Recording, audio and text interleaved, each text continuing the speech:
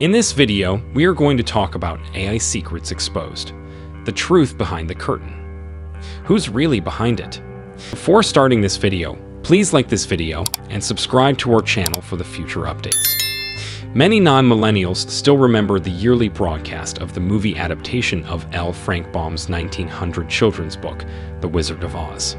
In one particularly memorable scene, Dorothy's dog Toto sneaks behind a curtain while she, the Cowardly Lion, the Tin Man, and the Scarecrow are being mesmerized by a massively enlarged, projected image of the wizard, who talks with an amplified, booming voice, light effects, and smoke designed to create the aura of an actual wizard. Toto sniffs out a side chamber and tugs open a curtain that reveals a diminutive old man behind a curtain who's talking into a microphone while pulling levers and pressing buttons. Once exposed, the man jumps up and yells into the microphone, "Pay no attention to that man behind the curtain." But what are the rights and obligations of non-governmental entities? In large part, the First Amendment was enacted to empower and protect the rights of citizens to disseminate information, especially that which is not favorable to the government, without fear of reprisal or punishment. Those same rights, however, do not apply to private entities, including the press. In 1791, when the First Amendment was adopted, the press consisted of the dissemination of the written word in newspapers, magazines, and books. An author was duty-bound to accurately gather information, analyze it, and then, hopefully, fairly present it to the public. This concept, which has been around for centuries, in its purest form is commonly referred to as the Fourth Estate. In 2017, the term press has become far more difficult to define. Every person with a phone, computer, and social media account has the ability to stand in the shoes of the Fourth Estate. Instead of a few newspapers in each city, we have over 300 million potential reporters in the United States and billions globally.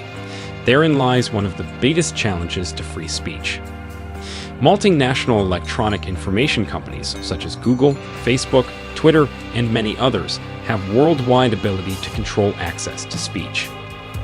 As Gillian C. York wrote in 2013 New York Times article, nevertheless, as such services become more ubiquitous, more than 1 billion people use Facebook, making it nearly as populous as China. Their role as arbiters of speech becomes increasingly complex. We treat these spaces like the public commons, while, in fact, they are private companies run by unelected sovereigns.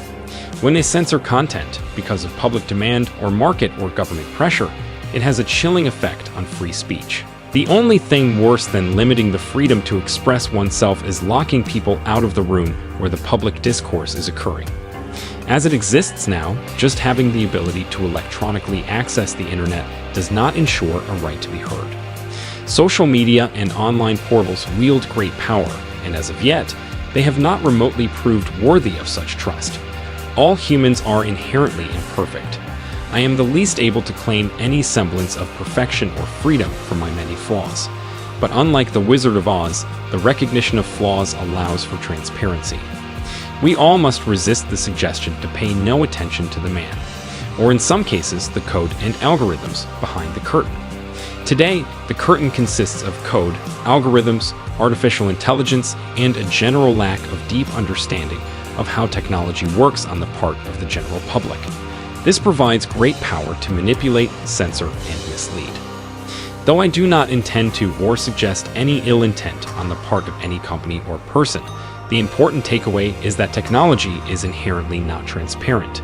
When the algorithms, code, and AI currently used to define, identify, and remove dangerous, offensive, or hateful content are being created or implemented, we must ask if the biases, flaws, and other preferences of the programmers and their bosses will find their way into these tools. Clearly, that reality exists, and therefore, it establishes a great risk of chilling free speech, either unintentionally or, more alarmingly, with specific intent to do so. While we collectively navigate these waters, the public, private industry, and government must walk a very narrow tightrope of balancing public safety with freedom of speech.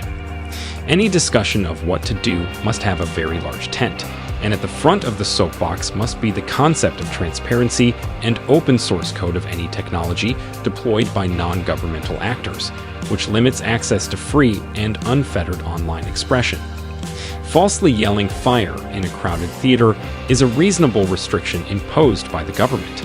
The private, subjective blocking of access to the online yellow brick road of free speech is not. What do you think of our video? Let me know in the comments section below. If you enjoyed this video and want to hear from me again, be sure to hit that subscribe button before you go. Thanks for watching.